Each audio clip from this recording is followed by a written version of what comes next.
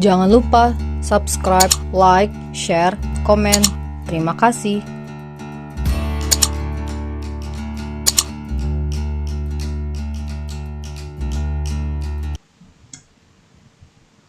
Jadi karena jadwal mata kuliahnya baru keluar hari apa ya? Saya baru dapat tanggal 6. Belum sepenuhnya saya isi, baru pertemuan pertama aja ini.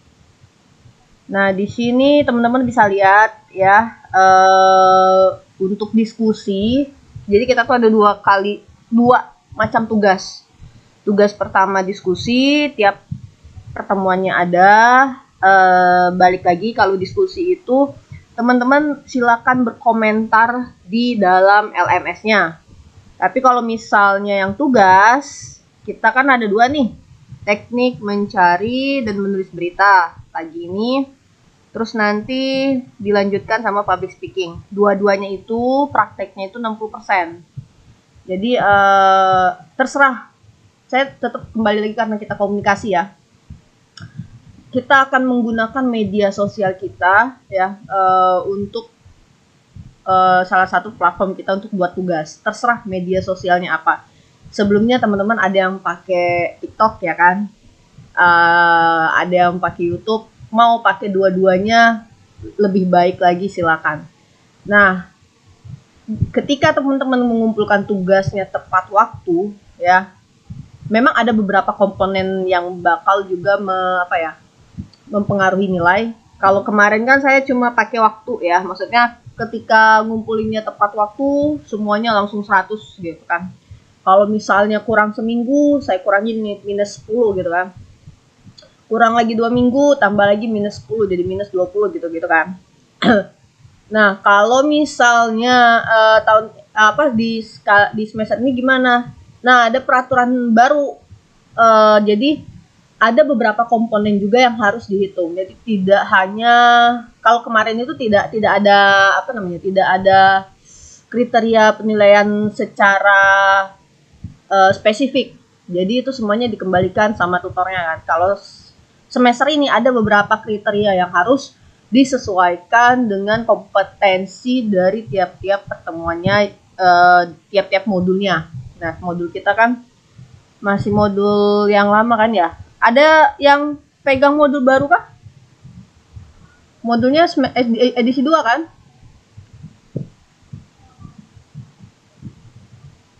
Halo? Mbak Mas? Ada Miss, belum dibuka ini. Masih baru.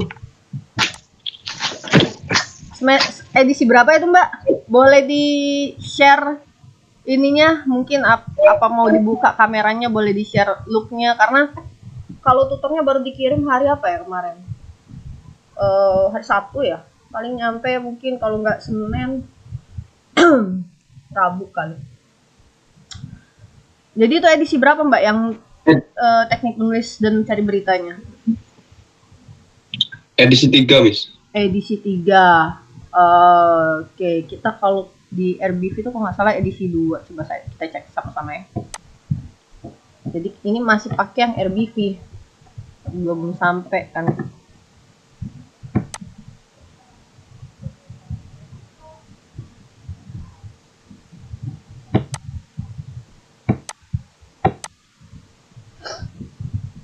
Oh, edisi 3. Berarti masih pakai yang lama. Oke, baiklah. Ini 2016 ya bukunya. Nah, teman-teman, karena ini masih edisi yang lama. Kenapa? Miss, teknik mencari dan menulis berita kan? Iya. Edisi 3 punya saya. Iya, benar. Nah, kenapa saya edisi 3 ini? Saya kan semester tahun sebelumnya juga ngajar teknik mencari dan menulis berita. Itu juga dipakai edisi 3. Edisi 3 ini coba teman-teman lihat sepintas aja, dan keluaran itu kan 2016 ya. Mana tadi? Kita lihat tadi. Di 2016. Nah, isinya itu hampir apalagi kalau misalnya dunia media ya, teknik menulis dan mencari dan menulis berita itu kan berkaitan dengan jurnalisme ya kan. Dunia jurnalisme ini yang paling dinamis sekarang. Banyak yang sudah kayak IT aja dulu 2012 2016 udah ada ya UU ITE kayak gitu kan. Itu bakal berpengaruh sama penulisan pemberitaan di media online. Terus ada lagi pembaruan beberapa undang-undang. Jadi maksud saya adalah kita pegang modulnya tetap, tapi sebagian isinya bukan sebagian isinya, tapi teman-teman juga harus aware dan kita juga akan bahas case-case yang terbaru. Kita juga akan bahas tentang pembaruan undang-undang ataupun peraturan-peraturan yang terbaru gitu kan. Jadi apapun yang ada di dalam buku itu ibaratnya kita modifikasi sejalan dengan pertemuan nanti. Jadi teman-teman silakan mau sharing. Di sini ada yang pasti banyak ya ikut organisasi. Siapa yang rajin yang masih bisa luangkan waktu organisasi selama sebagai mahasiswa? Kayak kemarin ada anak semester berapa ya di atas Humas. Iya, kampus di UT. Di UT. Ya, saya ikut Himas. Nah, di situ kan juga ada bagian media ya, Mbak ya. Soalnya kemarin itu ada namanya Mbak Lita, itu beliau itu rutin membuat konten, tapi platformnya YouTube. Jadi untuk di-share juga ke teman-teman UT luar negeri. Ya, di situ nanti kan kita belajar juga case-case-nya. Nah, jadi teman-teman silakan bawa case yang berdasarkan pengalaman teman-teman gimana. Karena gini, kita belajar teori. Tetapi ketika teori kita bawa ke lapangan, ada beberapa yang nanti akan keluarnya, aduh teorinya kayak gini nih. Terus gimana dong? Strict, kita harus jalanin sesuai teori atau enggak nih gitu kan. Nah, ada hal-hal yang membuat kita yang akhirnya kalau dilakukan dipraktekkan sesuai teori ini nggak bisa gitu kan. Akhirnya kayak modifikasi tapi setidaknya teori itu akan ngebantu teman-teman, ngelit teman-teman, jadi pedoman teman-teman. Misalnya gini, kalau dulu sekarang kita itu di media online ada namanya peraturan media cyber. Media cyber ini ya, setiap media online, misalnya katakanlah detik.com. Masih tahu kan detik.com? Ini takutnya nanti teman-teman yang udah 8 tahun di luar negeri nggak tahu lagi media di Indonesia apa. Kalau di Taiwan apa ya ininya? Media online-nya. Nanti kita juga akan bahas di Taiwan gimana sih, kalau ada yang bisa bahasa Chongwon, silakan dibawa kira-kira apa sih peraturan. Saya sedang penelitian saya ini tentang media online Taiwan sebenarnya.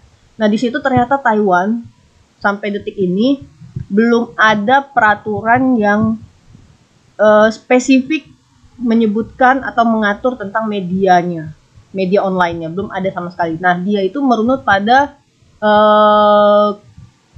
aturan tertulis untuk kalau nggak salah kemarin. Jadi ada satu aturan tertulis yang dia buat, tapi general secara umum untuk penggunaan internet, bukan untuk penggunaan atau produksi atau aktivitas media online. Dalam artian media online itu kan, kalau di kita itu platform-platform media yang terbitnya itu menggunakan ada jaringan networknya, kayak misalnya detik.com, kompas.com kayak gitu kan. Nah, kalau di Taiwan itu media yang saya teliti itu Yahoo.tw. Nah, di kita misalnya ya, nih jadi ini saya buka, ini halaman detik.com, kelihatan ya teman-teman ya. Biasanya di kolom paling bawah itu nanti teman-teman akan ketemu namanya media cyber. Mana?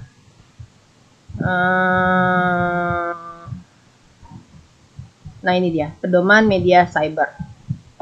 Nah, pedoman media cyber ini berbeda dengan UU ITE, beda dengan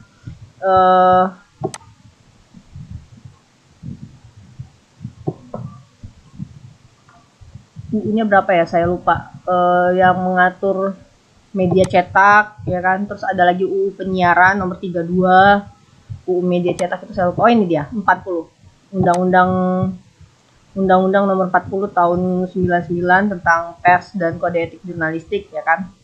Nah, media cyber sebenarnya adalah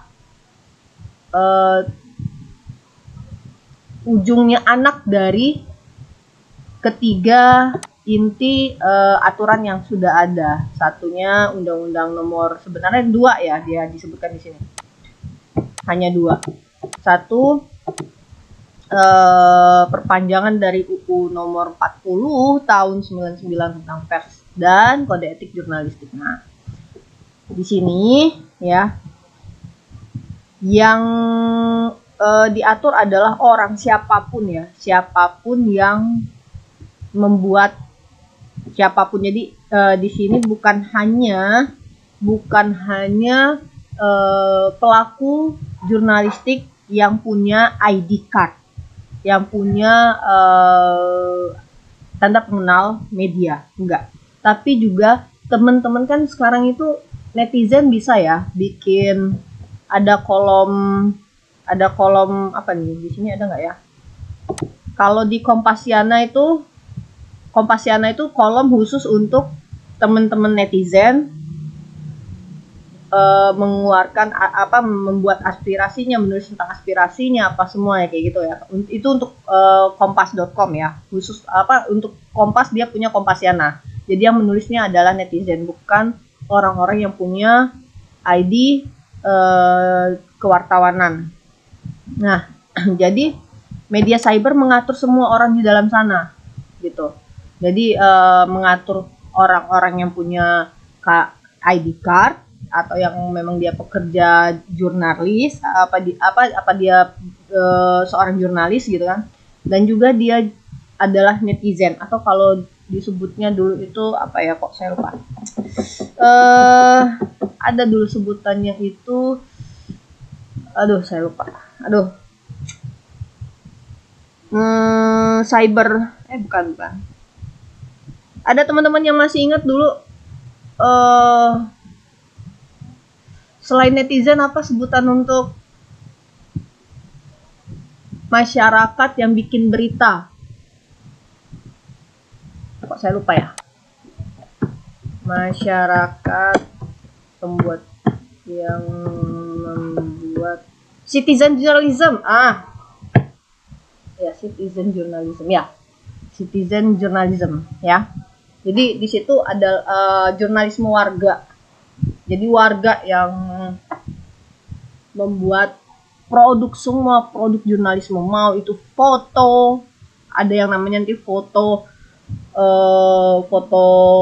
tentang, bisa jadi metropolitan itu berarti dia kirim ada bencana, misalnya ada bencana, dia foto terus dia kirim ke media massa, media cetak misalnya, atau media online. Atau mereka yang kayak kemarin tuh teman-teman yang terbaru kan Hualien ya. Nah, kan ada yang warganya merekam gitu kan, atau ada CCTV gitu kan yang sedang aktif saat kejadian bencana gitu kan. Nah, terus itu dikirim gitu kan.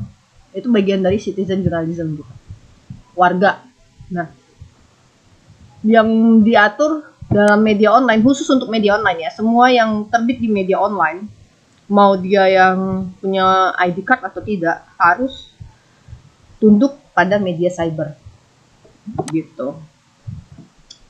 Tapi kalau di Taiwan tidak ada aturan khusus untuk media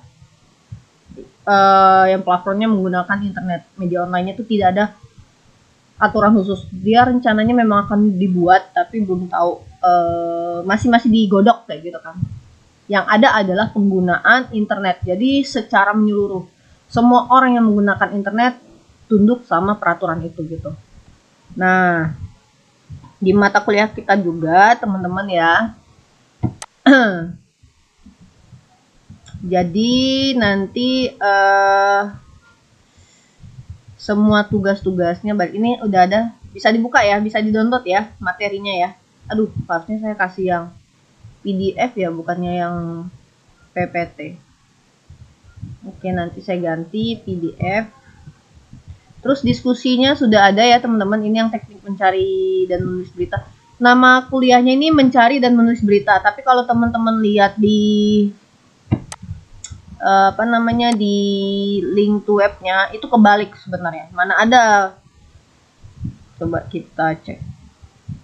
Nanti, nah di sini teman-teman tuh akan ngelihatnya kebalik. Teknik menulis dan mencari berita.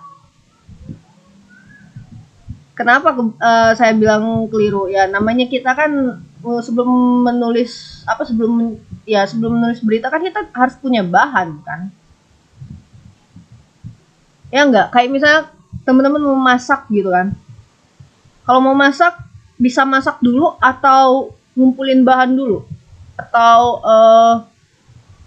memang masak secara kayak berhalusinasi invisible semuanya, jadi pura-puranya kayak pantomin gitu kan, airnya kayak digerakin padahal nggak ada airnya gitu kan. Jadi itu kebalik ya, ininya kebalik. Jadi teknik mencari dulu, kita cari informasinya dulu. Setelah dapat, sebenarnya nggak langsung kita tulis, tapi kita investigasikan dulu ya kan, benar nggak bahan-bahan yang kita dapat, investigasinya gimana. Nanti teman-teman akan mewawancari orang gitu kan untuk nambah informasi, atau bahkan nanti ketika mewawancari orang ternyata informasinya salah, atau ternyata informasinya bertambah, atau ternyata ada update terbaru tentang kondisi di lapangan gitu kan. Nah, ketika melakukan investigasi juga harus ingat cover both side. Ada yang tahu cover both side? Ayo. Itu banyak ya istilah-istilah di jurnalisme nanti. Ada cover both side, ada gatekeeper. Yang mas-mas, mbak-mbak di sini ada yang dari Surabaya atau Malang? Atau ada yang hobi dengan nonton bola?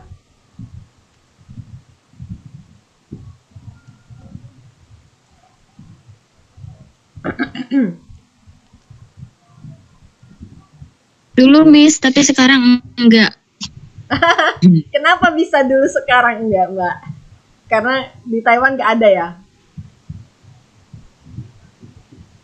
Bukan nggak ada. Maksudnya apa sih? Iya sih. Susah juga untuk lihat live-nya juga kan.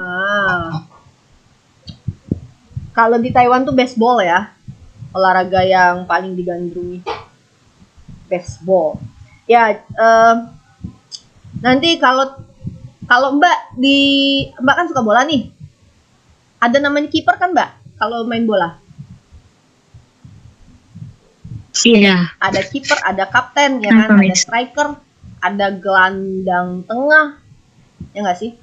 Striker itu yang menyerang ya kan. Terus ada pertahanan, gitu kan. Nah, kalau yang kiper ini fungsinya untuk apa? Jangan bilang fungsi ya. Tugasnya, job desk-nya apa nih kalau kiper di persepak bola? Menghandle bola untuk masuk ke gawang dari lawan. Ya. Nah, kalau gatekeeper, kira-kira ya, kalau kita artikan satu-satu, sebenarnya jangan mengartikan satu-satu ya kalau bahasa Inggris itu, tapi oke lah, karena ini meaningnya hampir mendekati kalau diartikan satu-satu. Gate itu pintu, keeper itu penjaga ya, apapun itu. Kalau misalnya di persepak bolaan berarti dia yang menjaga gawangnya ya kan. Kalau gatekeeper di dalam dunia jurnalistik apa nih? Ada yang mau berpendapat? Ada yang monggo silakan. Punten ya Allah, kan aku lupakan karena hari pertama nih kita mulai kuliah lagi. Kita belum SS, jadi aku SS dulu ya Mbak ya, Mbak Mas semua ya. Sebentar sebelum aku ini orangnya ini lah kan, maksudnya ini udah hadir semua ya. Nggak ada yang ketutup sama sama screenku ya. Nanti takutnya ada yang ketutup. Oke. Lupa. 824.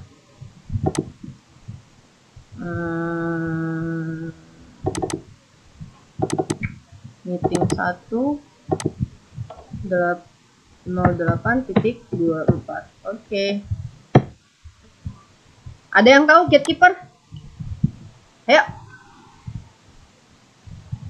Gatekeeper. Yang tahu gatekeeper, saya doakan semoga rezekinya hari ini makin diluaskan, makin bertambah berkahnya. Amin. Ayo. Siapa aja? Enggak usah, enggak mesti benar. Yang penting mau berkomentar aja. Kalau dikasih permen kan nggak mungkin, kita jauh kan ya, Tainan. Saya di Tainan. Mbak-mbak semuanya ada di mana gitu kan, nggak tahu. Mau lah kadang-kadang ketemu kan sama mbaknya kan, silaturahmi, sama masnya silaturahmi gitu kan. Ini pasti masnya ini kan udah pengalaman kan. Maksudnya udah tahu seluk-beluknya Taiwan gitu kan. Ayo. Siapa yang mau? Jadi saya kasih clue-nya ya. Gate itu pintu, kiper itu penjaga. Nah, kalau misalnya di persepak bolaan, tadi kata Mbak Susan bukan ya tadi? Mbak Susan ya? Mbak Susan Damayanti tadi. Mbak Susan bilang, kalau kiper tadi apa Mbak? Orang yang menjaga, menghalau bola. Oke, menghalau bola ya. Iya. Jadi, jangan sampai ini bola masuk gitu kan. Ya walaupun dalam menjalankan tugasnya bahkan penjaga gawang suka yang memasukin bola ke gawangnya sendiri. Kan ada kan gol bunuh diri kan. Kayak gitu tuh ada. Itu kecelakaan, accident. Nah, kalau misalnya gatekeeper yang di dunia jurnalisme, ini apa nih? Clue-nya tadi udah. Gate, pintu, kiper, penjaga. Kira-kira dia ini menjaga apa nih? Gatekeeper ini. Penyeleksi berita ya Miss, Iya. atau informasi gitu. Yes, ini ada chat bentar ya. Coba kita lihat siapa yang ngechat. Miss, bagaimana kabarnya? Oh, Mbak Dewi Fatima. Ya, nggak apa-apa Mbak, lanjut. Yang lagi bekerja, selamat bekerja. Semoga selalu sehat walafiat. Semoga rezekinya pagi ini makin bertambah. Amin. Semoga yang sedang tidak sehat dipulihkan, sembuh lagi. Semoga yang sedang mendapat masalah dilancarkan, diangkat derajatnya. Amin. Ayo, siapa lagi yang mau didoakan? Doanya baik-baik aja. Yang sudah baik makin baik, yang belum baik jadi lebih baik gitu ya. Oke, balik lagi tadi gatekeeper ya benar, dia menfilter ya. Jadi gatekeeper ini ketika ada informasi masuk gitu kan, informasi didapat dan setiap desknya, saya dulu pertama kali punya pengalaman itu sebagai jurnalisnya harian neraca, itu harian bisnis pertama Indonesia. Jadi harian ekonomi pertama Indonesia. Jadi Indonesia tuh punya Kompas ya kan. Kompas itu untuk yang generalnya ya, untuk yang membahas semua tentang keseharian, politik, apa semua, pokoknya Kompas itu semuanya ada di situ. Nah, kalau yang untuk membahas hanya ekonomi saja, koran pertamanya itu adalah harian neraca. Nah, saya pertama kali sebagai jurnalis itu di harian neraca itu tahun 2000 berapa ya, saya lupa, 2010 akhir Desember saya masuk di tanggal 30 ya. Jadi kalau kerja wartawan itu Mbak Mas, kerjanya itu 24 jam 7 hari. Ketika teman-teman sedang istirahat, saya rasa juga ada beberapa profesi ya kayak gitu juga ya. Maksudnya ada beberapa profesi yang dia punya job desk jam sekian gitu kan. Apalagi kalau part time kan ada shift-shiftnya. Tapi ada juga beberapa profesi gitu kan yang tidak pakai schedule. Jadi tiap hari bawa laptop kemana-mana atau bawa handphone. Dulu itu model handphonenya adalah BB, kalau Mas teman-teman tahu. BB itu kan bentuknya BlackBerry ya, BB itu ya. BB itu bentuknya adalah seperti ini, BlackBerry. Gambar BlackBerry. Nah, jadi teman-teman wartawan di tahun 2010-2011 itu hampir semuanya punya BB. Pastilah punya BB. Kenapa BB? Karena ini tuh model keyboardnya QWERTY ya. Jadi nggak kayak kalau yang sekarang kan, coba kita lihat handphone Android sekarang ya, atau handphone yang terbaru lah, katakanlah iPhone gitu kan, keyboard iPhone gitu kan.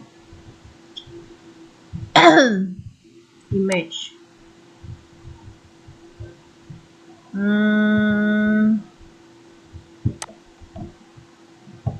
Alhamdulillah, keyboard.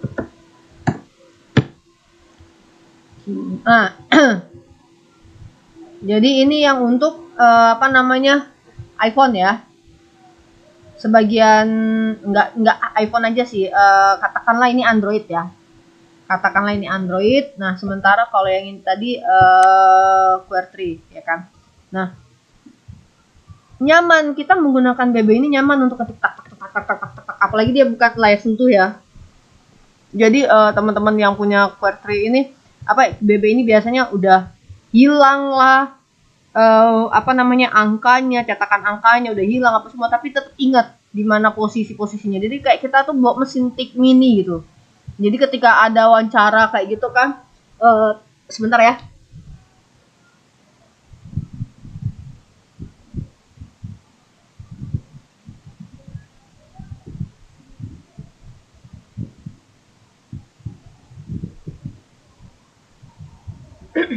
Jadi kalau misalnya ngetik itu kita berasa kayak udah bawa mesin tik mini, nyaman kita ngetik. Tapi kalau HP yang sebelumnya, HP yang jadul-jadul gitu kan, dia 3 huruf di keyboardnya ini. Jadi harus kayak misalnya satu tombol itu beberapa kali diketik. Sementara kalau QWERTY ini bentuknya kayak gini, sekali ketik aja tutup pindah gitu kan. Jadi teman-teman dulu cepet banget ketika ada press release atau misalnya ada orang yang diwawancara gitu kan, tangannya tuh gerak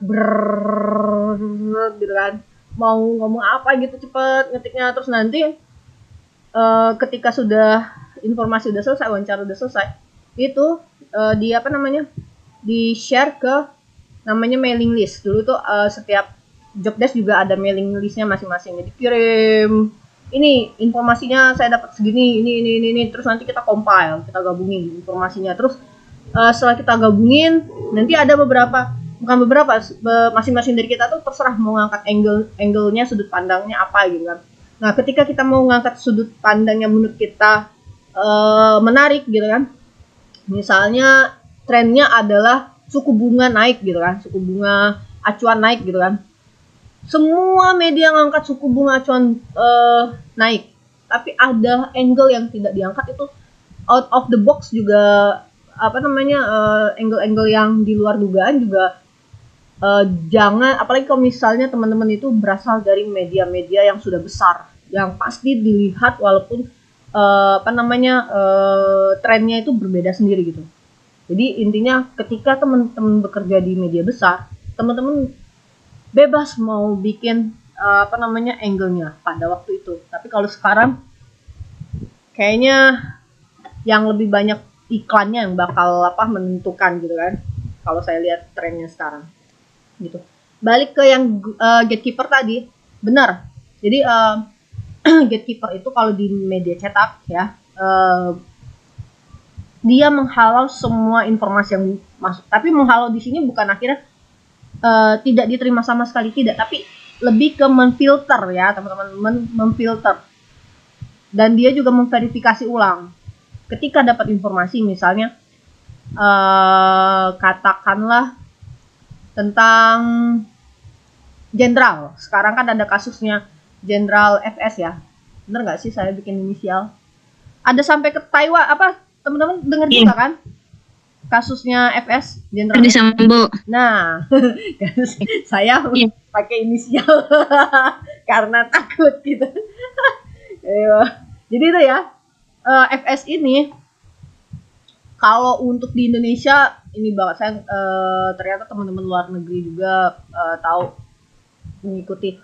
Nah, di apa namanya di dalam desnya, kalau ini apa ya, kayaknya desnya masuk ke metropolis ya. Kalau nggak metropolis masuknya ke hukum, des hukum.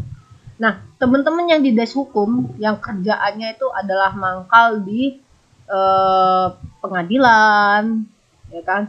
Terus mangkal di kantor polisi, mangkal lagi di misalnya semua institusi-institusi yang berhubungan dengan hukum. Bisa jadi mungkin ada yang mangkal di kantor firm hukumnya yang sudah terkenal yang memang lagi menangani kasus itu. Misalnya kalau misalnya FS, siapa kuasa hukumnya sekarang, tim kuasa hukumnya sekarang. Ada beberapa teman-teman yang desnya di hukum itu dia stay di situ gitu kan. Untuk apa? Biar ketika ngelihat kuasa hukumnya keluar nih, langsung di doorstop. Doorstop itu teman-teman doorstop itu ketika wawancara tapi di luar jadwal. Gitu, di luar schedule. Pokoknya kita ketemu aja orang-orang yang menurut kita tuh kompeten memberikan informasi. Terus kita stop dia, gitu kan. Kalau teman-teman sering lihat di TV itu kayak misalnya wawancara infotainment, itu kan sering mereka lagi jalan gitu kan. Terus nanti disodorin, kalau dulu mainnya BB, kalau sekarang mainnya rekaman ya kan. Rekaman atau misalnya HP tinggal di hidupin aja mode video recordingnya kan. Kalau sekarang makin canggih. Kalau dulu kita pakainya ini aja QR3, terus kalau mau ngerekam kita tuh emang ada alat rekaman khusus yang dia bentuknya kayak joystick, kayak stick gitu, kayak coklat, namanya tuh MP3. Memang ada rekaman khusus, jadi kita nggak pakai handphone. Kalau sekarang kan satu handphone aja tuh bisa untuk video iya, rekaman iya, terus ngetik di situ juga iya gitu kan. Jadi satu device untuk semua kalau HP sekarang. Jadi balik lagi, teman-teman hukum ini pasti lebih up to date untuk informasi-informasi yang berkaitan dengan isu-isu hukum gitu kan. Nah, ketika mereka dapat informasi, mereka tidak langsung membuat berita itu gitu. Orang-orang yang di lapangan, ya kan, setiap media yang memiliki pasukan di lapangan, wartawan yang di lapangan, biasanya kalau yang di kantornya itu ada editornya, kalau enggak redaktur pelaksana, redpal. Nah, yang di kantornya itu bakal ngasih instruksi. Ketika sudah dapat nih laporan kan, masuk kan. Kalau sekarang tuh berita setiap media online itu punya absensi, tapi absensinya bukan hanya fingerprint. Jadi absensinya itu adalah kayak misalnya pagi kalian harus masukin 3 berita online pendek. Itu adalah salah satu dari syarat fingerprint mereka tuh terpenuhi untuk pagi hari gitu kan. Mereka sudah fingerprint tapi mereka belum kirim 3 berita pendek pagi, artinya mereka bisa dikatakan hadir tapi uang makannya tidak seluruhnya masuk gitu kan. Itu kalau misalnya di media itu kayak gitu. Apalagi kalau misalnya baru-baru jadi wartawan tuh kayak gitu. Jadi masuk nih berita kan, ketika udah dapat informasi di lapangan, berita pendeknya dikirim ke redaktur atau misalnya ke editor, terus nanti editor atau redakturnya itu ngomong, oke, ini harus diverifikasi ulang atau harus di follow up. Follow up-nya adalah kamu telepon ya kan, kamu telepon si A, si B, si C. Dalam menelpon itu ada yang harus dipertimbangkan. Tadi saya udah sebutin apa teman-teman. Jadi kalau kita mau mengangkat suatu berita gitu kan, dapatlah infonya misalnya, ternyata FS ini tidak hanya menginstruksikan untuk membunuh atau taruhlah, ternyata kasusnya awalnya adalah pembunuhan gitu kan, pembunuhan berencana. Tapi ternyata FS ini punya ada bisnis judi online misalnya gitu kan. ini nih baru tahu nih, baru kebongkar nih judi online-nya, tapi kita harus verifikasi ulang. Nah, ketika memverifikasi ulang itu apa syarat yang harus juga tidak apa jangan apa ya diperhatikan, consider oleh teman-teman media apa dalam wawancara? Harus berimbang. Berimbang itu bahasa jurnalismenya apa?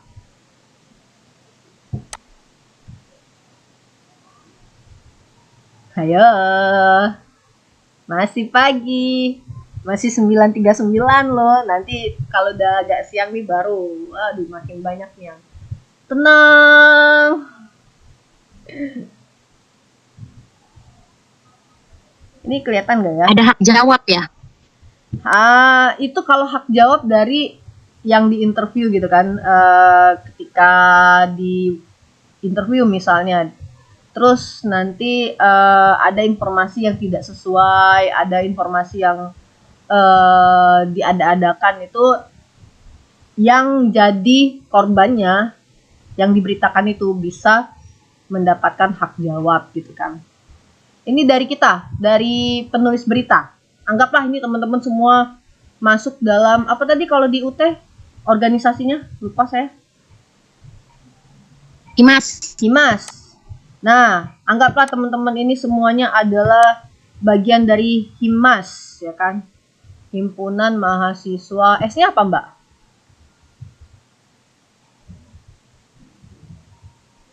Halo, Mbak. Himas itu apa kepanjangannya? Himpunan Mahasiswa?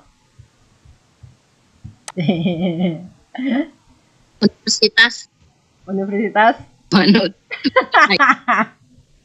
Ayo. Nanti ditanya lagi sama temennya Mbak. Atau kita cari di sini tah. Kita cari aja. Ini informasi ini bertebaran. Kita tuh harus jangan malas ya. Himas. Ini gini ya Mbak ya tulisannya. Muncul nggak di itu? Di apa? Coba aku perlihatkan dulu ya. Ini berarti harusnya pakai yang desktop. Nah, muncul Mbak, ya kan? Ini Himas UT, kepanjangan dari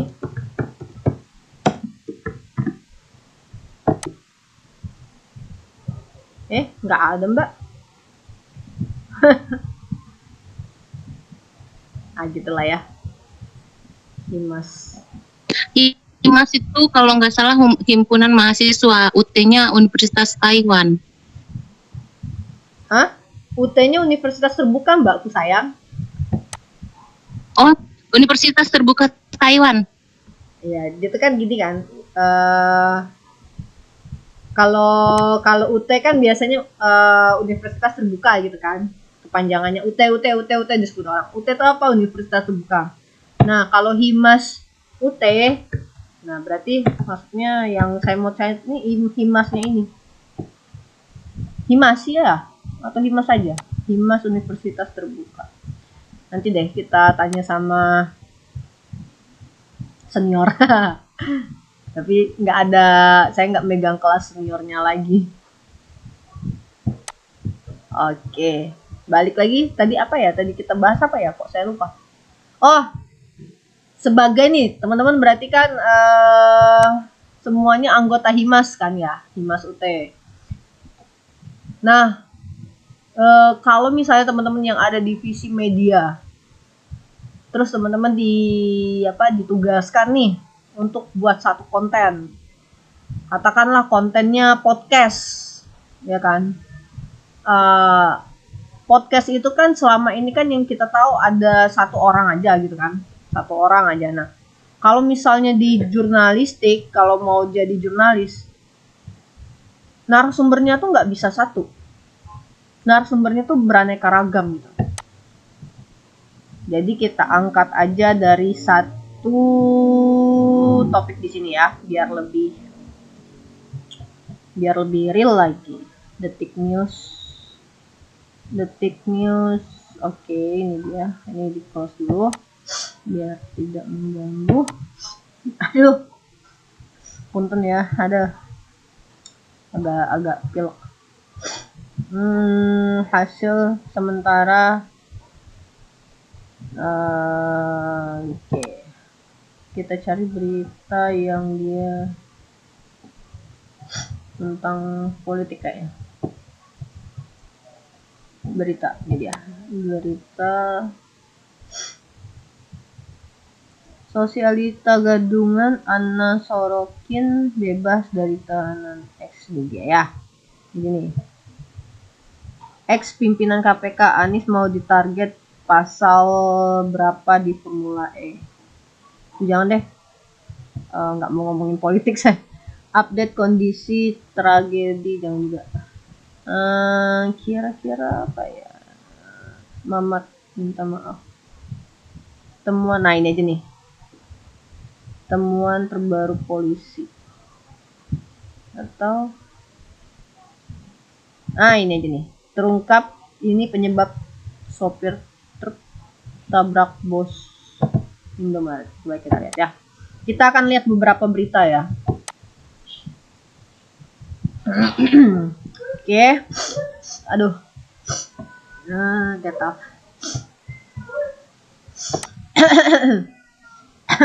Jadi ini teman-teman ya, ini berita tentang kematian seseorang. Tapi di sini yang kita lihat adalah, nah, nih saya kasih clue ya teman-teman. Yang dinamakan berimbang adalah ketika dalam satu berita ada satu narasumber, ya. Nih ada satu. Kita hitung nih berapa total narasumber yang ada di sini ya. Ini bisa dibaca Mbak yang mau baca boleh, monggo silakan. Yang saya bold ini di layar ini kan ada yang saya bold, minta tolong dibacain. Siapa aja monggo silakan. Ini saat itu driver tidak dalam kondisi. Ada yang bisa minta tolong membacakan, monggo. Alhamdulillahirobbilalamin. Allah. Show partisipan. Adinda Mbak, ini Mbak atau Mas nih? Adinda Pridaning Sari. Mas ya? Atau Mbak? Mungkin Mbak Adinda mau ini. Mbak, Miss. Hah? Bapak? Mbak. Oh, Mbak. Mbak Adinda? Mbak. Oh, Mbak. Maaf ya. Soalnya kemarin ada yang saya salah namanya. Saya panggil Mas taunya, saya panggil Mbak taunya Mas. Mas lagi, astagfirullah. Mbak Adinda, adakah? Atau lagi sibuk? Kita pindah ke Mas Ajib.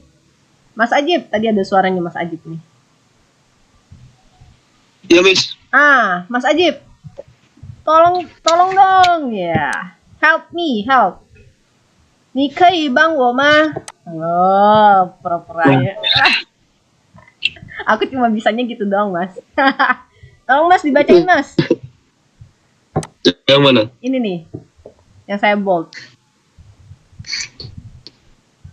Saat itu driver tidak dalam kondisi mabuk, tidak dalam keadaan mengantuk atau pengaruh alkohol dan obat-obatan juga, kata Kanit Lakalantas Polres Tangerang Selatan Ibtu Nanda Setia saat dihubungi Jumat 7 Oktober 2022. Oke, sip. Lanjut ke ini masih satu orang yang sama ya. Lanjut ke ini kayaknya orang yang beda.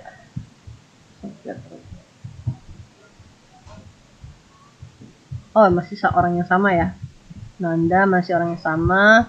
Nanda masih orang yang sama. Nanda masih orang yang sama katanya. I see. Hanya satu orang ya.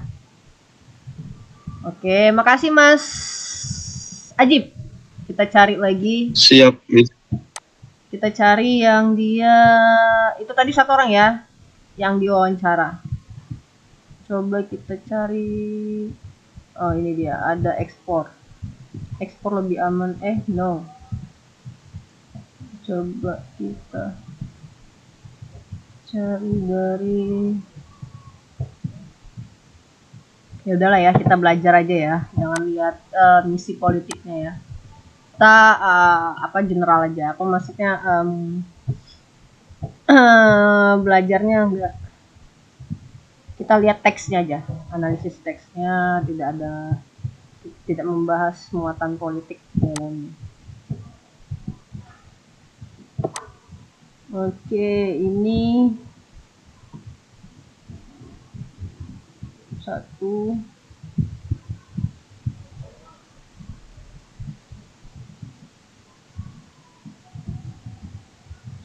orang.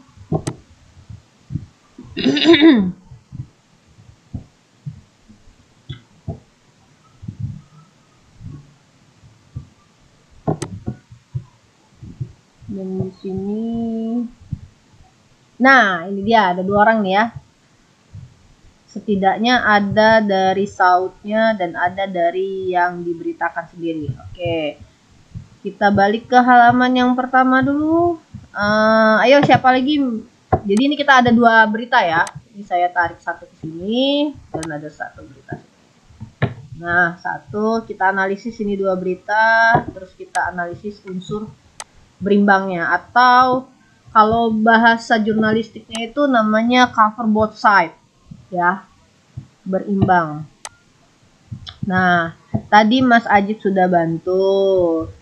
Sekarang siapa yang mau bantu lagi? Yuk bacain aja.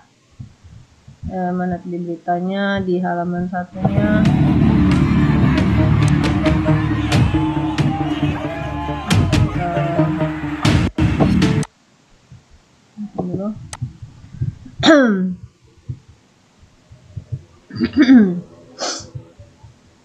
Yuk bantu yuk, siapa kira-kira yang mau bacain? Coba kita cek lagi. Mas Ajib sudah. Mbak Dewi sedang sibukkah atau bisa bantu kita? Mbak Dewi, Mbak Elis mungkin bisa bantu, atau Mbak Elisabeth? Monggo, hanya bacain yang ini aja nih. Mana tadi? Nah, bacain ini aja. Ini. Nah. Saya Demis. Boleh. Monggo, Mbak.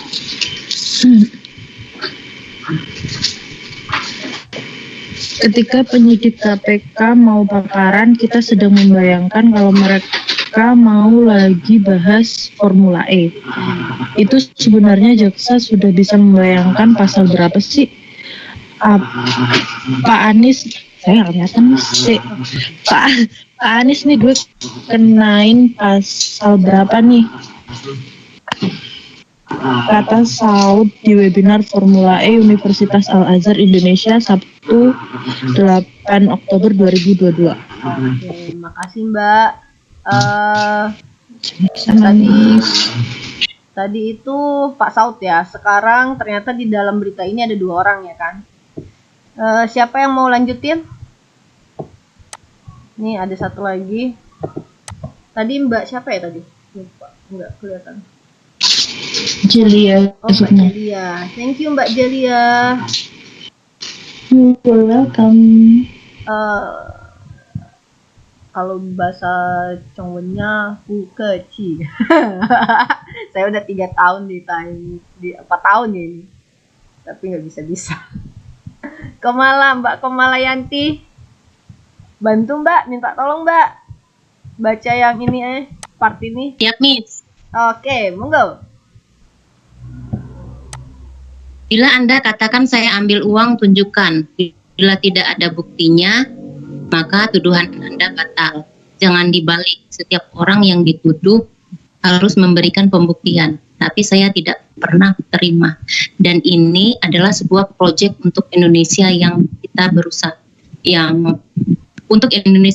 berurusan dengan lembaga internasional yang memiliki reputasi, kata Anies dalam wawancara eksklusif CNN TV yang dilihat Kamis 6 Oktober. Oke, 6 Oktober. Berarti baru ya, 6 Oktober. Berarti hari Kamis kemarin. Dia diwawancara di CNN. Oke, siap. Makasih Mbak Komala.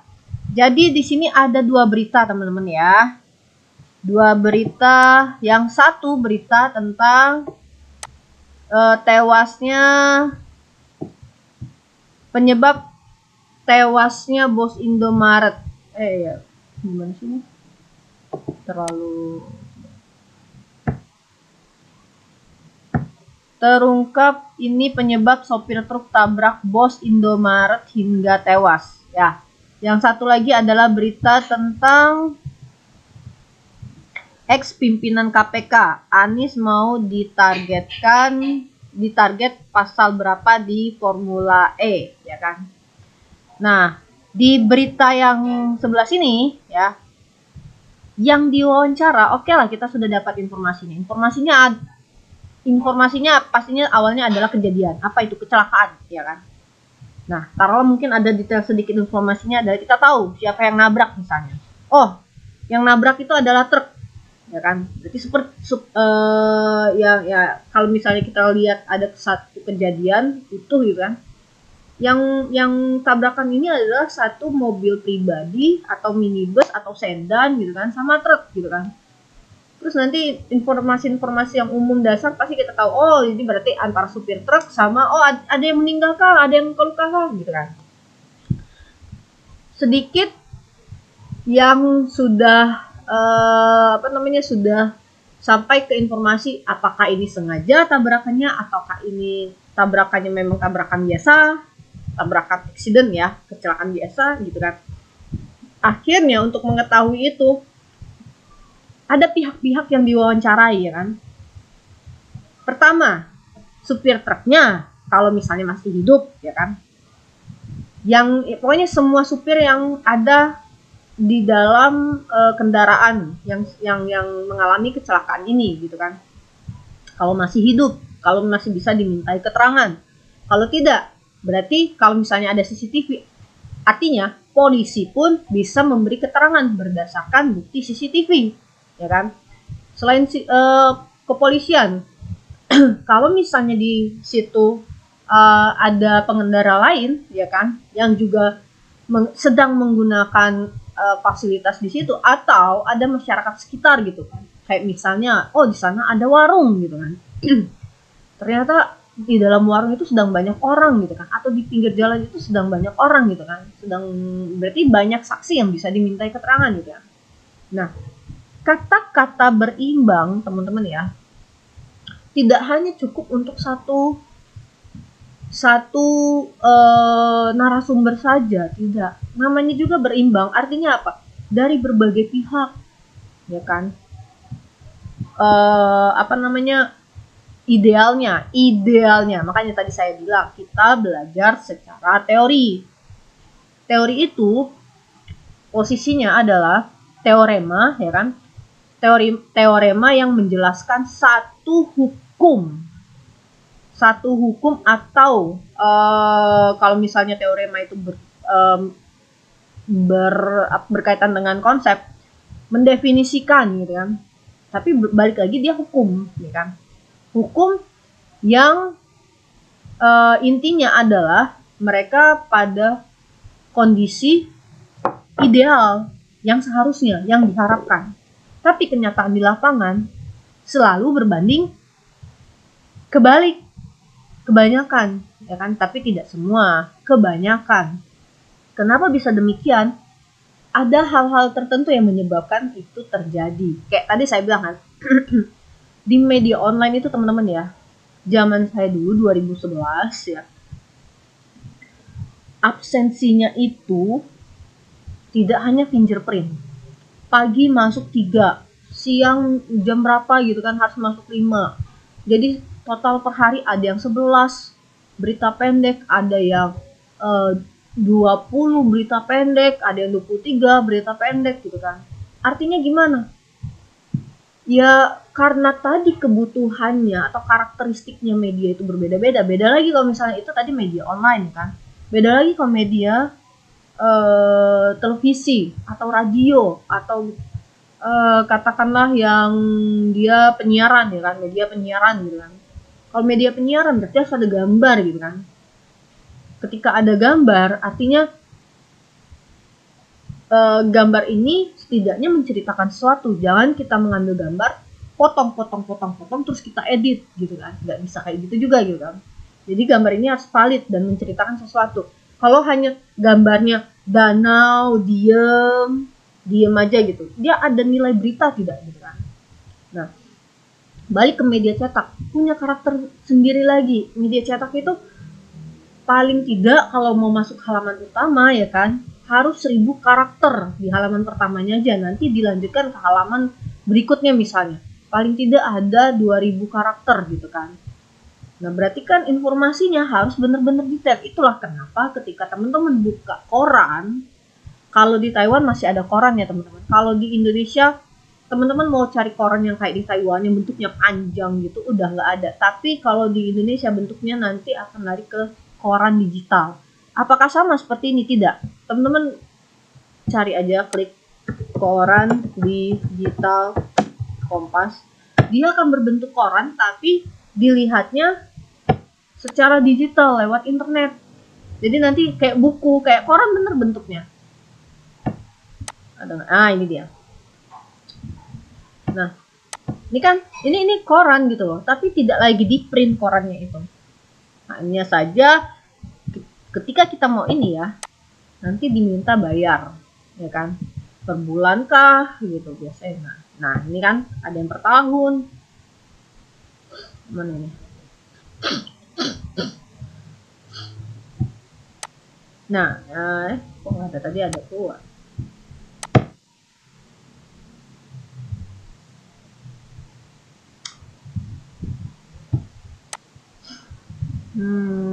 Coba kita lihat edisi video cover. Nah, ini hilang lagi.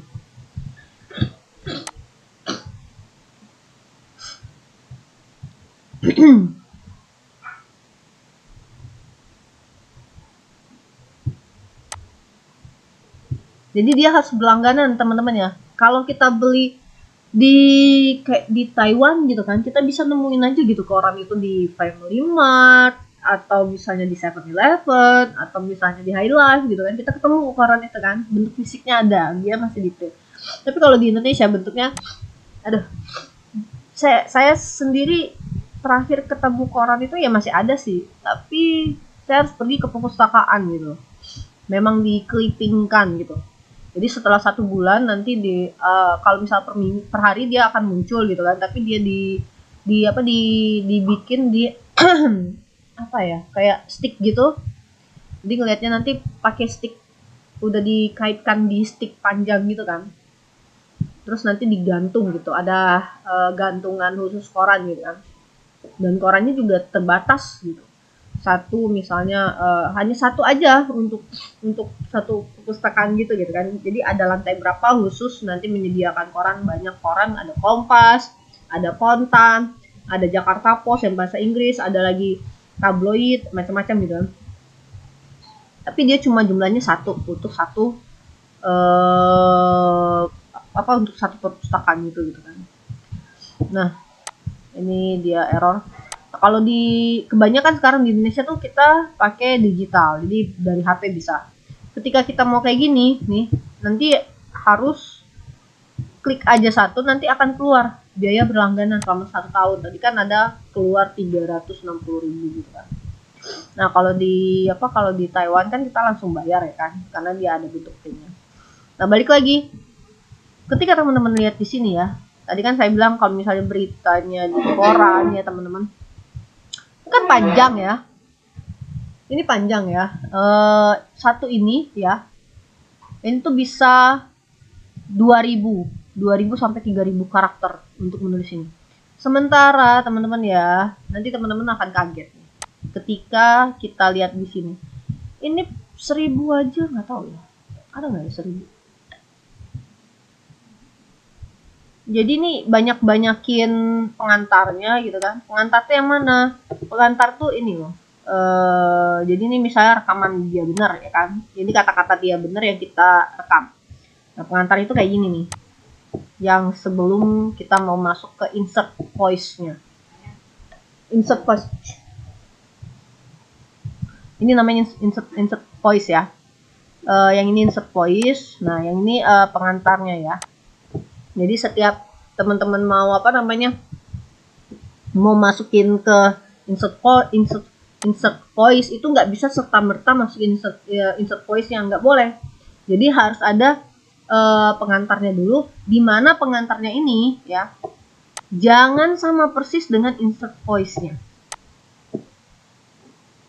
Ya, ini banyak apa ya nanti kalau mau praktek itu teori-teori kayak gini nih banyak banget ini. Tapi nanti teman-teman bisa learning by doing gitu kan, belajar sambil praktek dibuat kayak gitu. Jadi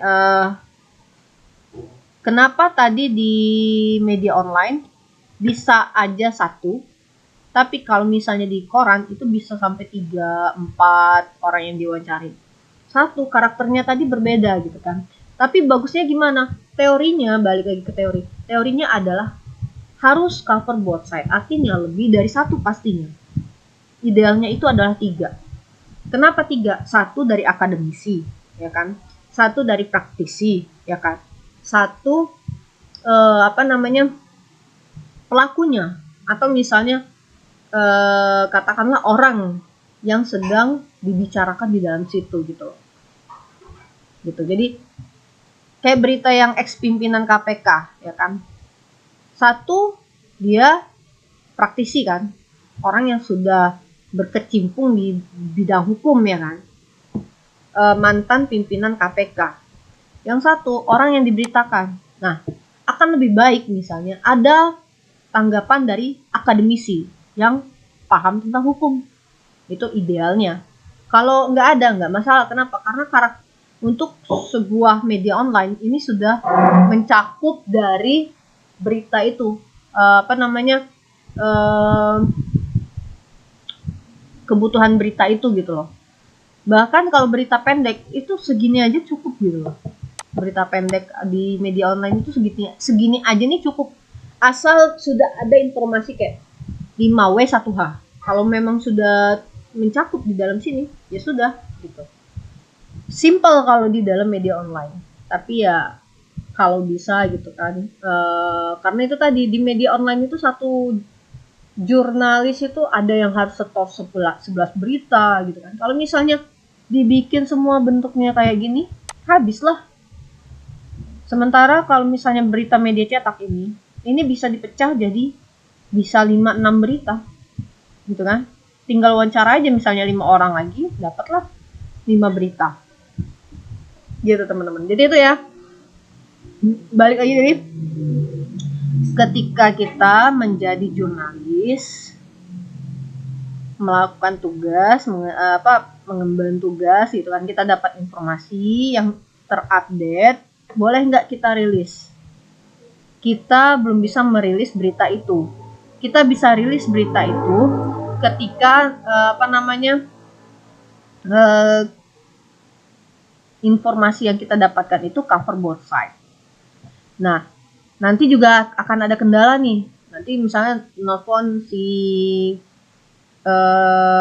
orang yang diberitakan, misalnya katakanlah Freddy FS tadi ya, Jenderal FS.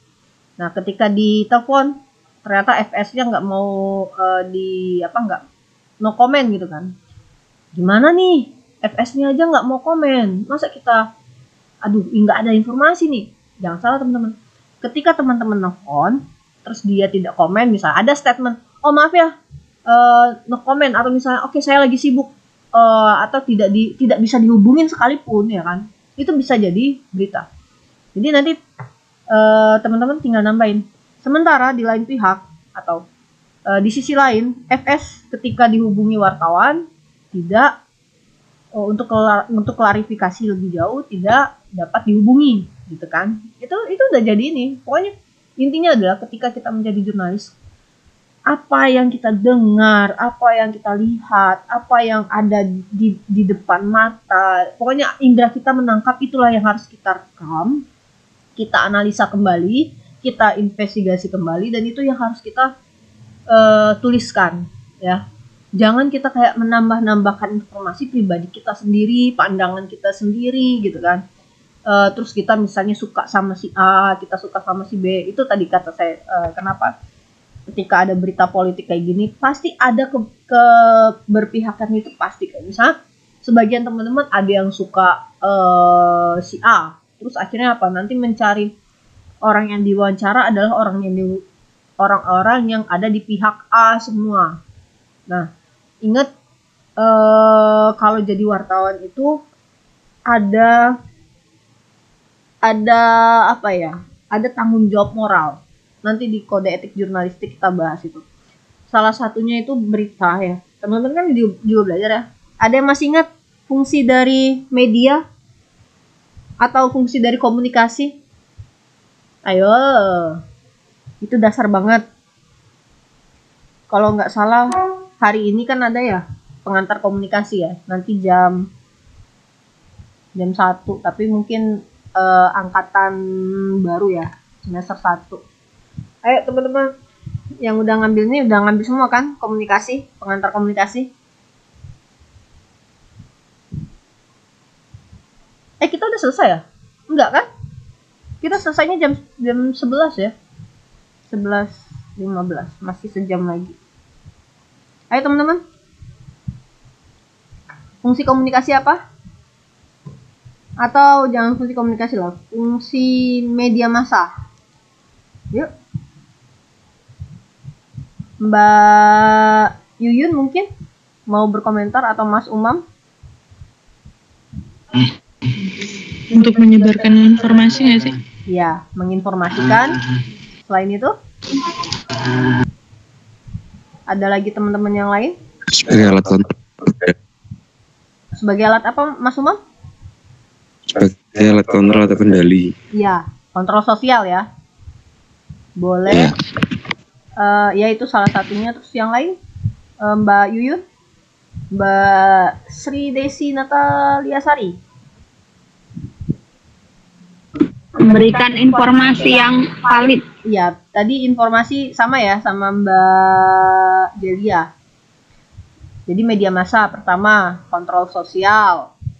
Jadi apapun yang terjadi di masyarakat itu dia bisa menghold, menahan, atau bahkan dia bisa menciptakan atau dia bisa mengendalikan gitu kan. Itu satu. Kedua, menginformasikan, pasti menginformasikan gitu kan. Apapun yang terjadi dia tangan pertama, dia verifikasi lagi, dia cari lagi informasinya, dia filter, yang dia investigasi lagi, macam-macam semua gitu kan. Dia bahkan dia riset sendiri gitu kan. Nah selain itu udah banyak loh. Mari kita buka lagi ya. Aduh, udah pada lupa ini pelajaran komunikasinya. Mengedukasi teman-teman ya. Fungsi media massa. Ini saya buka benar lagi nih. Jadi selain itu ada mengedukasi, ada juga, ini menurut siapa nih? Jadi nanti setiap buku beda-beda ya. Ini secara umum aja. Pengawasan atau kontrol sosial tadi ya. Korelasi, interaksi, menjalin koneksi gitu ya. Transmisi budaya, transfer nilai-nilai budaya, hiburan, termasuk tadi informasi ya kan. Nah, kalau misalnya balik lagi ke yang tadi ya kan, berarti teman-teman sebagai jurnalis ada beban moral dalam artian ketika menjalankan tugasnya, apapun itu yang diberitakan, berarti harus punya harus dari satu berita aja, dia tidak hanya berita hoax. Kalau berita hoax sudah tidak tidak mengemban tugasnya, sudah tidak sesuai dengan kode etik gitu kan. Ingat, kita tadi membuat satu produk jurnalistik. Bisa itu berita yang bentuknya teks, bisa itu visual, bisa itu foto ya. Apapun itu bentuknya, harus menjadi sarana untuk mentransmisikan nilai kah, mengedukasikan, menghiburkan, menginformasikan. Dan dia harus benar. Tadi ada tambahan dari Mbak Susan, itu harus valid ya. Nah, artinya 11-12 dong kerjaannya sama siapa ya, kalau misalnya peneliti, oke lah peneliti. 11-12 kerjaannya sama ya di bidang hukum, ya kan, kayak hakim, ya kan. Memutuskan sesuatu harus sesuai dengan fakta, harus sesuai dengan kondisi, harus dengan gimana kejadian di lapangan gitu kan. Tidak bisa misalnya orang ini akan divonis 3 tahun penjara misalnya tanpa melihat fakta di lapangannya gimana, kejadiannya gimana gitu kan. Kenapa? Karena bebannya itu tidak hanya pada satu orang yang korban, tapi juga misalnya menetapkan hidup keberlangsungan hidupnya yang tersangka. Ketika dia nanti kan vonis itu macam-macam ya kan. Ada vonis mati, ya kan. Ada vonis yang dia hanya denda, ya kan. Jangan karena misalnya dia orang kaya, tapi misalnya dia melakukan kejahatan yang vonisnya itu maksimal dihukum mati. Karena mereka itu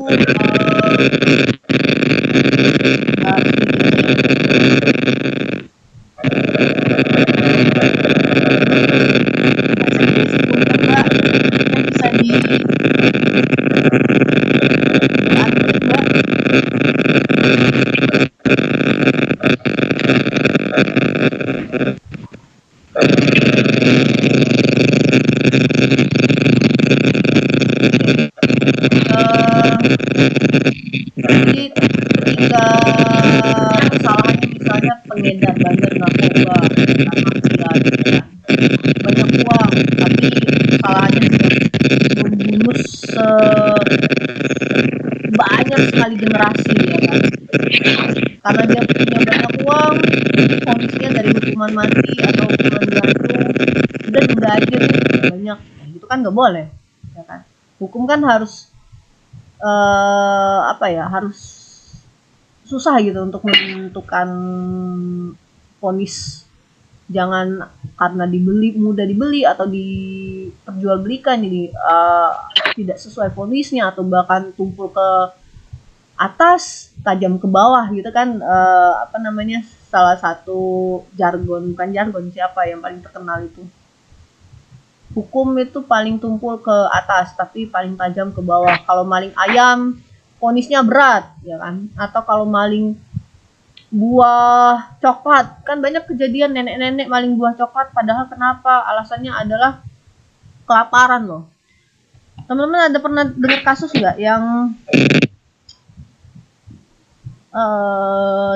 kasus di mana ya, di Jawa ya kalau nggak salah, karena kelaparan, nyurinya itu karena kelaparan gitu loh. Jadi divonis berat, cuma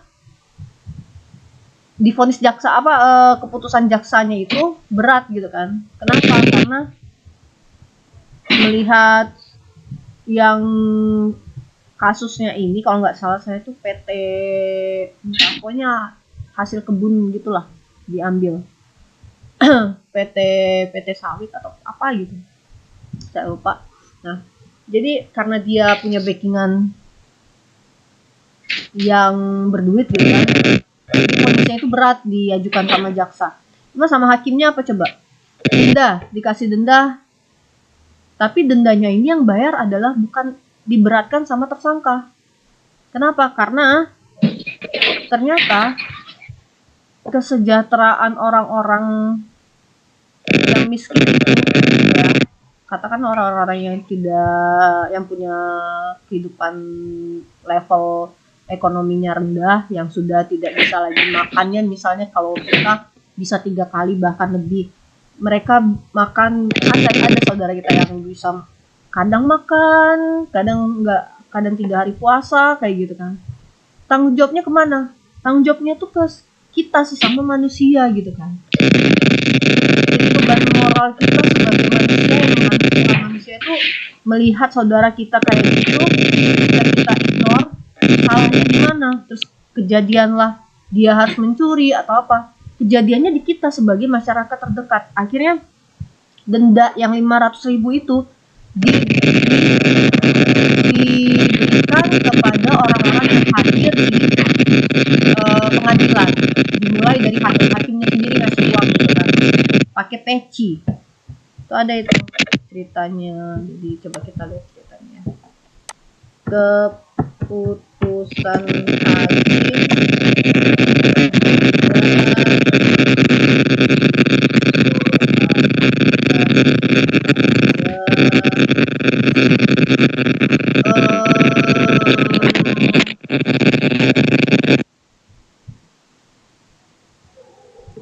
pengadilan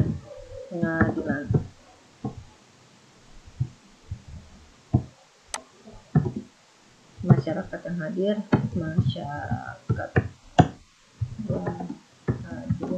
di pengadilan atau di persidangan. Agak susah nyari kasus ini. Hakim memutuskan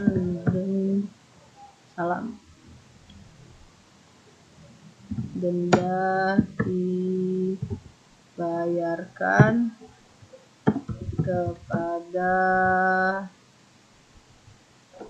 peserta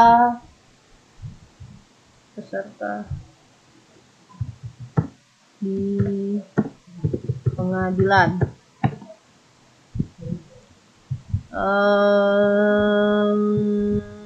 Ganti rugi perkara peradilan.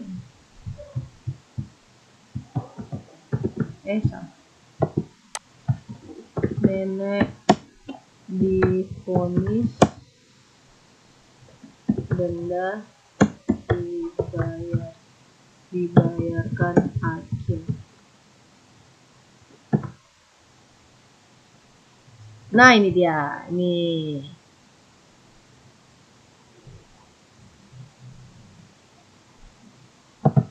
ya, Hakim Mulia.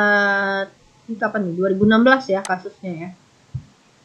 Jadi ada nenek tua ya, teman-teman bisa baca nih. Saya kirim ya. Saya kirim ke sini chat. Jadi teman-teman bisa baca ini. Ini saya nggak tahu apa ini yang pertama kali atau gimana. Cuma biasanya denda itu kan diberatkan sama tersangka ya kan. Tapi kali ini dendanya itu yang bayar denda itu mereka-mereka yang hadir di yang hadir di persidangan dan juga ya hakimnya semua. Nih. Jadi dia itu mencuri singkong, ya kan? Singkong loh, ya kan? Singkong aja loh diadili loh. Kita yang yang kayak FS yang korupsinya tinggi-tinggi gitu kan, lama sekali kasusnya. Tuh. Lalu dia memutuskan di luar tuntutan jaksa KPU. Jadi hakimnya ini jaksa KPU jaksa penuntut umumnya kan dendanya itu 1 juta dan juga kalau tidak mampu berarti dipenjara 2,5 tahun. Tapi kalau si hakimnya akhirnya memvonisnya gimana coba? Nggak mungkin loh. Gimana mau bayar 1 juta? Orang dia aja nyuri maling singkong gitu loh. Artinya apa? Untuk makan aja tuh sulit, apalagi untuk bayar 1 juta. Masa iya harus sudah nenek-nenek dan dilihat kenapa sampai mencuri singkong. Nah, filosofinya balik lagi ini hakimnya bagus ya. Filosofinya balik lagi ke kita sebagai manusia yang memanusiakan manusia. Ketika melihat saudara kita bercukupan, tapi di sebelah kita misalnya ada yang kita tahu tidak makan berhari-hari, terus kita biarkan. Kita sebagai manusia ya, itu tanggung jawabnya ke kita loh. Kalau kita biarkan, kita yang salah. Ketika dia mencuri karena kelaparan, itu kita yang salah gitu kan. Itu filosofi yang diambil sama hakim itu. Jadi vonisnya adalah 1 juta, tapi yang dilakukan hakim ini, dia ambil topi toganya, diambil duitnya ya kan. Terus juga di dalam ruangan itu harus membayar 50.000 per orang yang hadir di ruangan sidang itu. Jadi ini salah satu ini ya teman-teman, pelajaran hidup ya. balik lagi ke apa namanya, ke seorang balik lagi ke pelajaran kita jurnalis, teknik menulis dan mencari berita. Teknik mencari dan menulis berita ya teman-teman. Di dalam sini, jadi di dalam sini ya teman-teman, sebentar ya.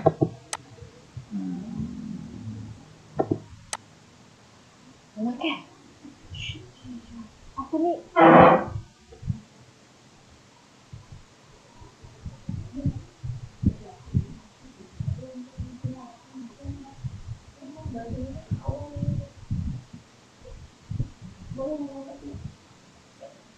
Kalau enggak mau bahasa Inggris ya?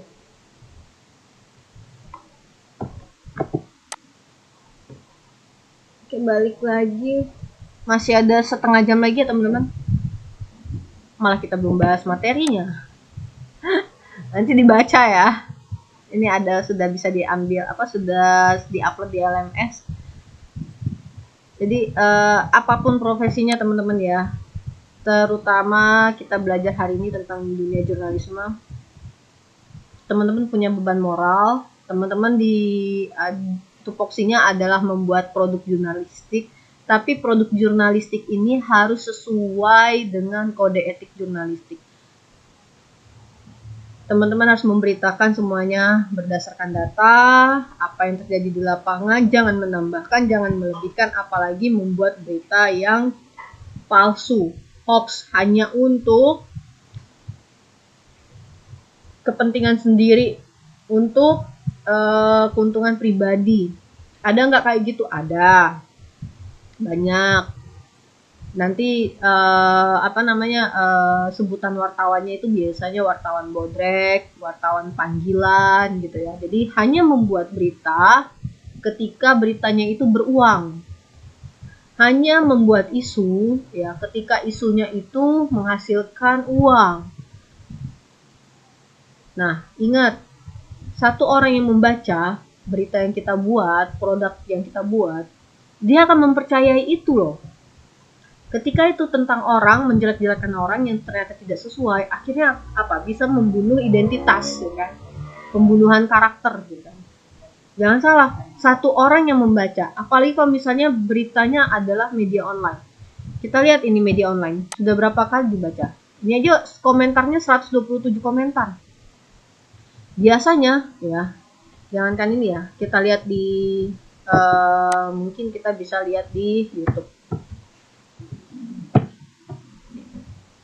Ini nanti teman-teman balik lagi, kita tugas ya harus diupload ke link ke media sosial teman-teman. Nanti linknya itu dimasukin ke kolom diskusi ya. Nah, katakanlah misalnya punya saya itu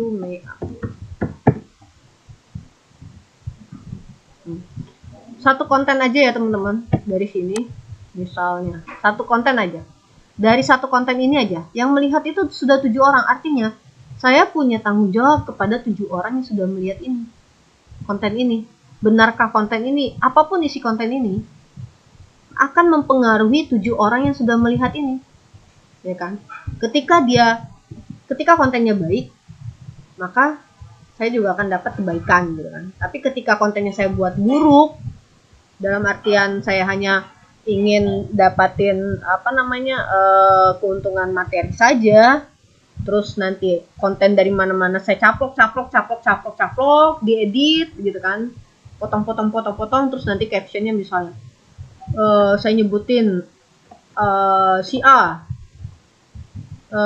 diisukan punya skandal mega korupsi sekian juta misalnya. Padahal belum tentu, ya kan? Masih belum, hanya buat isu aja gitu kan. Si A misalnya lagi ikut dalam pertarungan politik misalnya. Nah, semakin kita bikin isu yang menjatuhkan si A, akhirnya bisa membunuh karakternya, kayak gitu semua. Nah, jangan salah. Ketika dibaca 7 orang, maka kita bertanggung jawab sama 7 orang. Ketika dibaca 10 orang, maka kita bertanggung jawab sama 10 orang. Bahayanya media online itu bisa dilihat semua negara di belahan manapun. Jadi hati-hati ya teman-teman ya. Sampai sini ada yang mau berkomentar? Monggo silakan.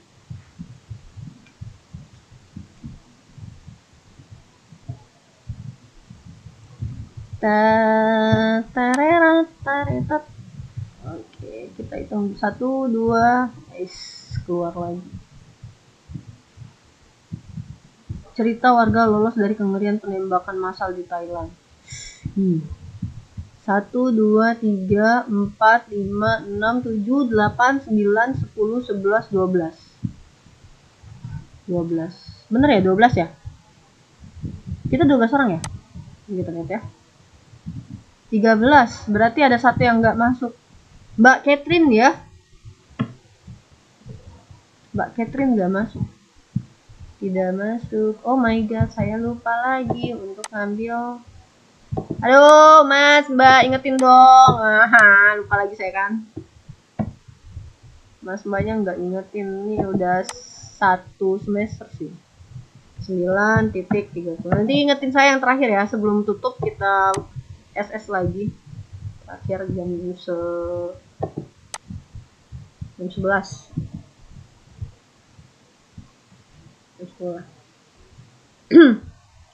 Sampai sini ada yang mau berkomentar, monggo silakan. Kita masuk ke materinya sedikit.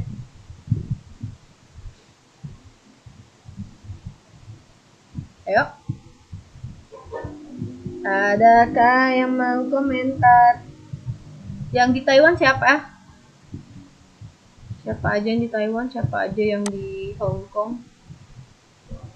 Menumpang Batam. Oh iya, 1 Batam. Kalau nggak salah kemarin ada yang Jakarta juga ya.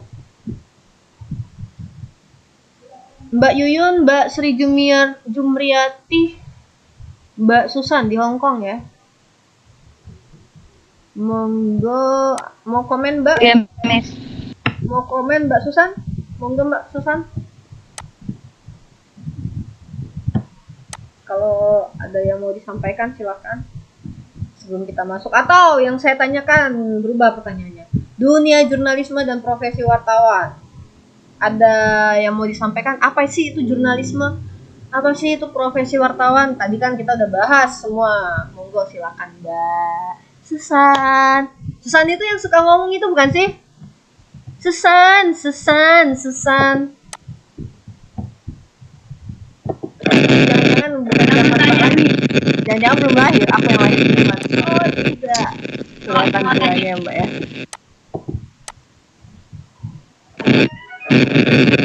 Kalau profesi wartawan itu cara gajinya itu gimana sih, Miss? Maksudnya dia yang Mbak, menjadi punten Mbak, suaranya ini Mbak jauh banget dari speaker. Profesi wartawan ternyata.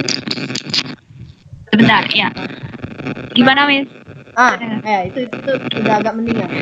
Tadi pertanyaan apa? Iya, saya mau tanya profesi wartawan itu gajinya gimana? Oh, gajinya. Oke. Terima kasih. Pertanyaan yang sangat bagus itu, Mbak. Iya, kita tuh harus tahu juga ya. Oke lah, kalau setiap orang tuh kan punya apa ya? Punya passion beda-beda ya kan? Punya pertimbangan beda-beda dalam memilih pekerjaan. Ya kan? Karena kebutuhan juga beda-beda. Kalau ada yang nanya nih, gaji wartawan itu berapa? Gaji wartawan itu tergantung dari beberapa hal. Pertama, kita sebagai orang yang melamar nanti akan ditanya, kamu fresh graduate sudah pernah kamu fresh graduate atau kamu yang sudah punya pengalaman? Pengalaman kamu sudah, misalnya kalau udah punya pengalaman nih, sudah berapa lama di media apa gitu kan.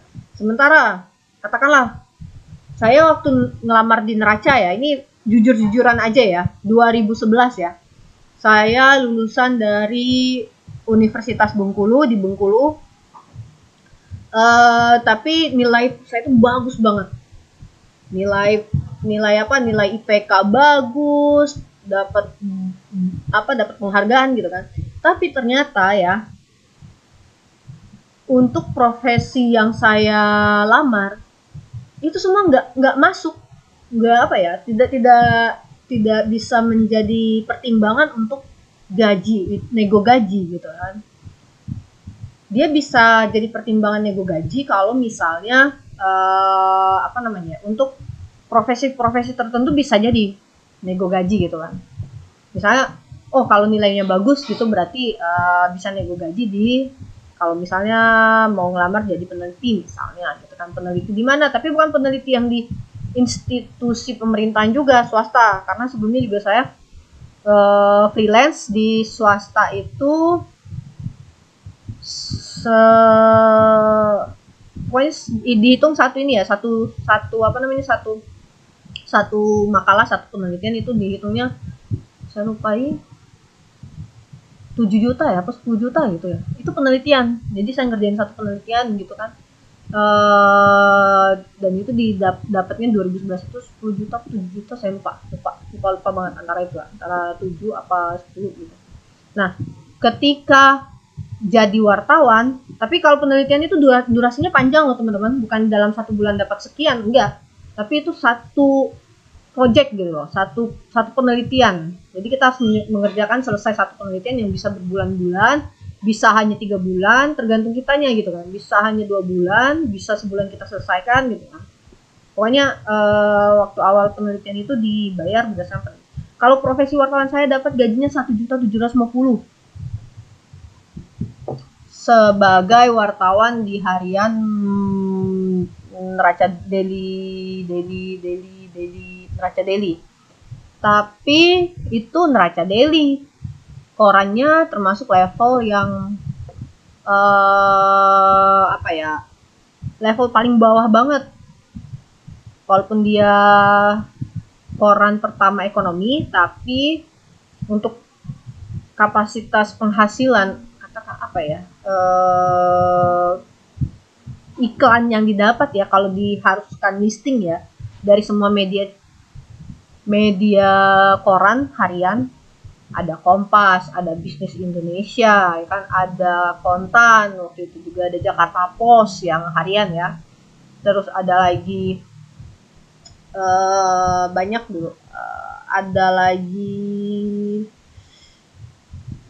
saya lupa. Jadi dibandingkan Kompas, dibandingkan Detik, dibandingkan Republik, dibandingkan Kontan, terus Jakarta Post gitu kan. Kalau Jakarta Post malah dulu yang barunya itu gajinya 3,5 juta. Nah, 3,5 juta ini teman-teman, kualifikasinya harus bisa bahasa Inggris kalau Jakarta Post kan. Tapi kalau Neraca tidak mesti bahasa Inggris gitu. Terus kalau misalnya Kompas kalau nggak salah saya masuk sekitar 2 jutaan. Tapi bad pitch lah sama gaji saya waktu itu. Terus kalau media yang lain ya dia nggak lebih tinggi dari UMR-nya Jakarta waktu itu.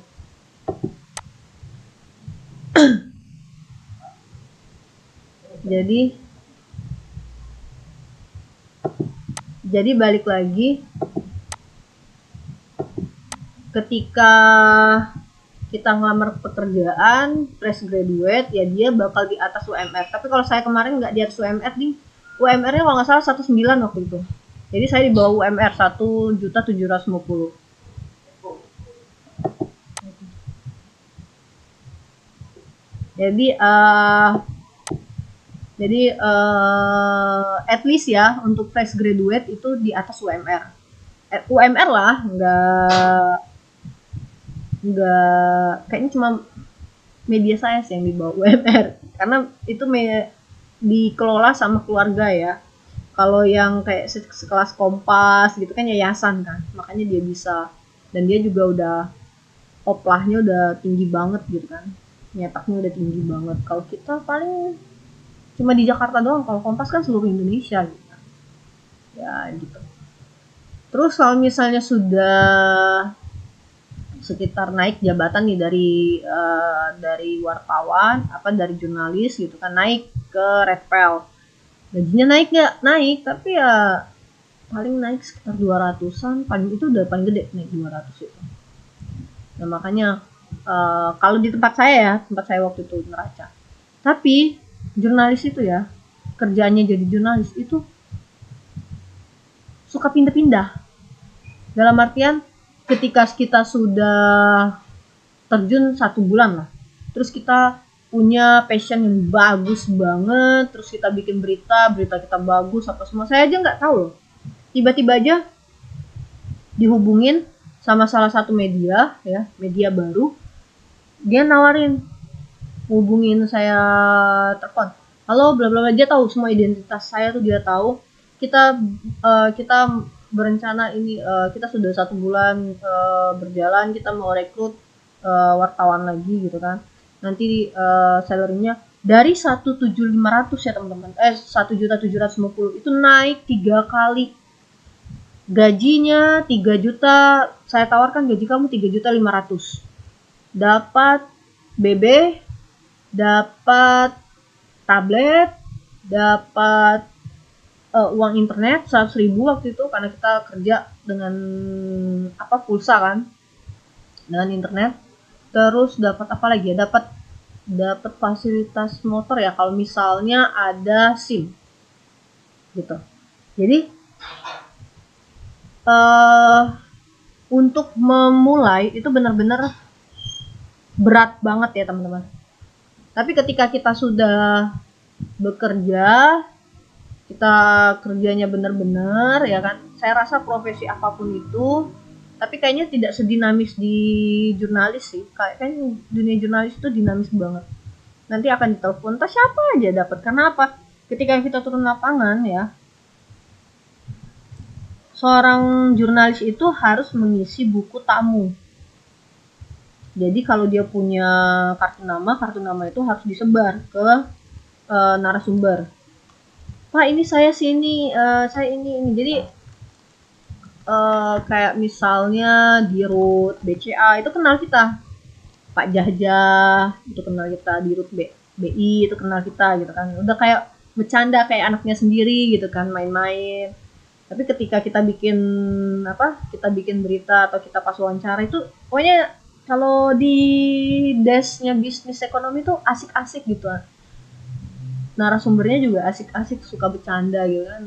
Ya lebih ke main-main kerjaannya. Kalau misalnya passionnya di situ. Tapi kalau misalnya passionnya nggak di situ, gaji 1.750.000 itu kecil banget sumpah. Karena saya aja waktu itu kosannya aja udah 1.100.000 kosannya di Jakarta, bagian Jakarta Selatan, Percetakan Negara waktu itu. Gitu Mbak Susan, nanti next kita bisa bisa sharing lagi lebih jauh tentang profesi wartawan. Jadi profesi wartawan yang baru-barunya ya segitu. Tapi ketika sudah punya pengalaman ya, gajinya itu naik gitu, nggak segitu-gitu aja gitu. Kayak misalnya profesi wartawan ini kan yang di lapangan kan. Kalau dibilang Najwa Shihab itu wartawan bukan lagi, tapi dia emang profesinya di dunia jurnalisme, tapi bukan wartawan gitu kan. Dia lebih ke host, beliau lebih ke host gitu kan. Tapi tetap dia bidang jurnalisme gitu. Terus siapa lagi? Jadi bedain ya, nanti ditanya, oh berarti tapi Mbak Najwa juga pernah mengalami namanya stepstone. Stepstone itu batu pertama gitu kan. Ya pastilah semua yang fresh graduate itu ya pasti gajinya ya awal-awalnya segitu gitu. Ya paling gede kalau misalnya dia harus punya skill bahasa Inggris ya 3,5 juta. Kalau sekarang mungkin naik ya, UMR aja berapa gitu kan, mungkin ada sekitar 4 juta 5 juta untuk media-media yang besar. Tapi kalau tinggal di Jakarta saya rasa 4 juta itu kita harus punya freelance yang lain gitu teman-teman. Oke, ada yang lain?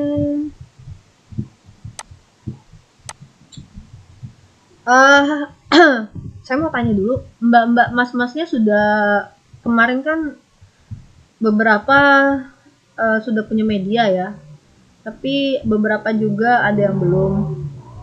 Nah nanti next time ya, someday saya mau bikin kolaborasi sama mbak-mbaknya, mas-masnya. Boleh nanti dijadikan tugas juga atau apa, nanti masukin ke kontennya, kita collabs. Jadi teman-teman bisa sharing tentang apa, nanti dibikin kayak bentuknya talk show gitu. Misal pengalaman mbaknya selama di Taiwan kah, di Hong Kong kah, atau ya yang di Batam gitu kan, mau sharing tentang apa aja boleh, silakan. Buat konten sekitar 20 menit 15 menit gitu. Nanti bisa teman-teman juga bisa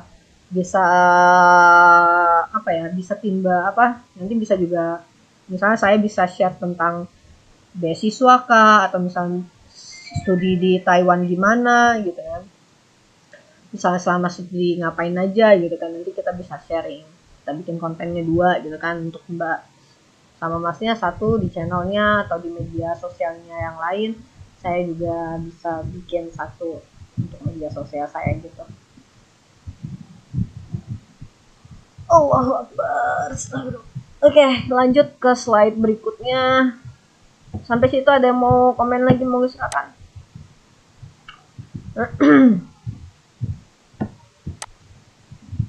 Pengertian dan ruang lingkup jurnalisme, jurnalis. Oke.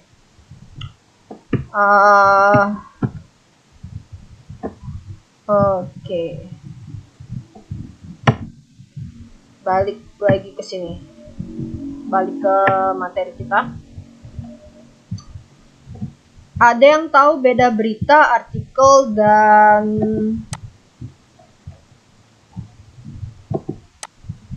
ada yang tahu bedanya artikel, berita, dan feature? Yuk, siapa yang mau ini komen? Beda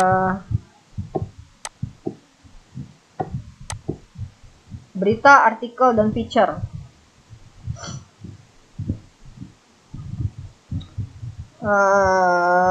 Siapa ya? Mas Umam tadi udah, Mas Ajib tadi udah, Mbak Dewi juga udah, belum ya Mbak Dewi? Balik lagi deh, nggak apa-apa, 2 kali 3 kali, monggo silakan. Mas Ogi Lesmana ini dari UT kali ya? Mbak Ogi ya, dari UT kayaknya. Mbak Sri tadi sudah, Mbak Susan lagi ya, balik lagi ya, yang bisa 2 kali 3 kali mau komen silakan. Mbak Elis boleh, Mbak Elis atau Kak Elis, Kak Elisabeth, Kak Jelia lagi boleh, monggo, atau Kak Komala lagi boleh, monggo Kak Komala. Abang ya, Abang Umam ya.